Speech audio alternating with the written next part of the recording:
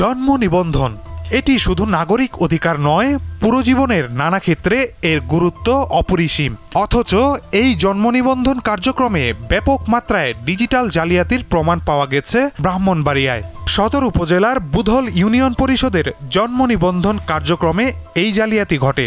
জন্ম নিবন্ধন অনুযায়ী বিভিন্ন জেলার নাগরিকদের আলাদা আলাদা জন্মস্থান হলেও তাদের স্থায়ী ঠিকানা ব্রাহ্মণবাড়িয়ার বুধল ইউনিয়ন হিসেবে উল্লেখ করা হয়েছে।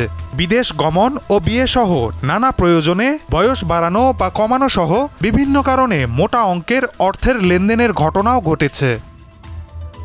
সাধারণত জন্ম নিবন্ধনের জন্য প্রশাসনিক কর্মকর্তা ও চেয়ারম্যানের নির্দিষ্ট সার্ভারের অ্যাকাউন্ট ও ওটিপি প্রয়োজন। 2024 সালের 10 ডিসেম্বর থেকে চলতি বছরের 21 জানুয়ারি পর্যন্ত চেয়ারম্যান আতিকুর রহমান ছুটিতে থাকায় প্যানেল চেয়ারম্যান সাদেক মিয়া দায়িত্ব পালন করেন। ছুটি থেকে ফিরে 22 জানুয়ারি আতিকুর রহমান অফিস শুরু করলে এরপর এসব জালিয়াতির বিষয়ে ধরা পড়ে। কিন্তু কিভাবে এত বড় জালিয়াতির ঘটনা ঘটলো?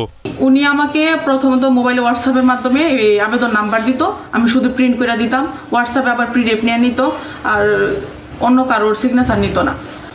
তো এইভাবে আমাকে দিয়ে কাজটি করাইছে, আমি করতে রাজি ছিলাম না।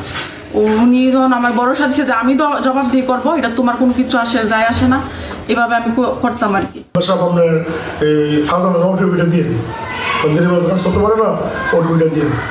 তো আমি ওই মেলে রাত্রে 10টা, 8টা, 9টা, 12টা যে সময় চাইতো ওই সময় আমি ওটিপিটা দিতাম। কারণ আমার এখানে অসংখ্য মানুষ ভিড় করে জন্ম নিবন্ধন হয়রানি। ওই চিন্তা মনে করেছে সারাদিন কাজ করতে পারে না, রাত্রে কাজ করতে পারে, তো রাত্রে কাজ করতে পারতো, দিনের বেলা মানুষ হয়রানিটা করতেছে। এইভাবে ওটিপিগুলো আমার কাছ থেকে। একই অভিযোগ স্বীকার করেন সাবেক প্রশাসনিক কর্মকর্তা সুমন পারভেজ। তবে দীপ্ত টিভির সাথে ক্যামেরার সামনে কথা বলতে চাননি সুমন। নিবন্ধন যেভাবে পারিভাবে করে 16, 18, 22, হ্যাঁ, এবং উনি এগুলি সাংঘাতিকভাবে প্রথম দিন থেকে সে যেদিন জয়েন করছে এবং সে টাকা পয়সাও নেই, এবং এর জন্য একবার মেম্বার অনাস্ত দিয়েছিল, তাকে অনাস্ত দিয়েছিল গত বছর। তারপর নিবন্ধন আমি যদি 2টা দিই, আমার মেয়েটা আমি পরে বুঝলাম এইদিকে, যেহেতু হি করে 10টা, হ্যাঁ, ওই যে উদ্যোগটা আমি যদি 2টা দিই, হি করে 10টা। কোন উদ্যোগটা এটা? পুরুষটা না মেয়েটা? মেয়েটা। ফারজানা। আচ্ছা আচ্ছা, ফারজানা। নাম কি যেন, পুরো নাম কি? ফারজানা আক্তার। পরে আমি যখন এদিকে বদলিলাম,